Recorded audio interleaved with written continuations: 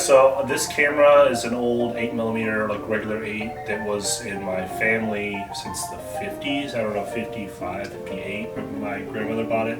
So all my mom growing up, all her home movies from, I don't know, like 58 to like 65 were shot on this. So it's been my favorite for like 60 years.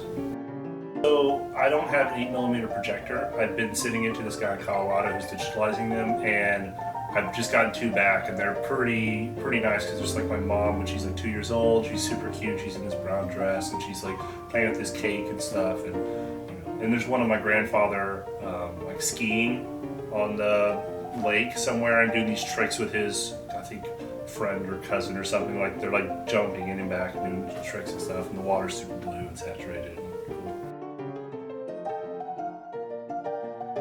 This camera came out right before Super 8, from my knowledge of like looking this up, and so it's like you have 2 spools of film that you have to flip back and forth.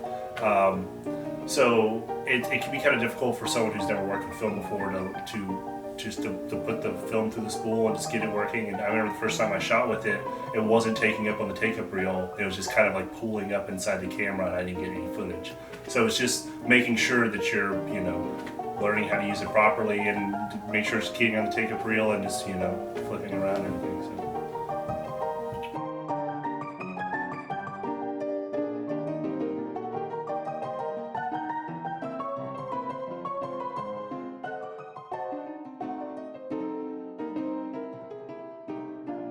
So right now I've just been doing test shoots. I have not gotten any footage back, so I don't know if I'm shooting properly. I'm having to use a light meter to make sure everything's exposed, but I want to use it on my new project that I'm working on, and open up my new film with a lawn service ad shot in 8mm. Sorry, a lawn service ad shot in 8mm, black and white, which would be really interesting.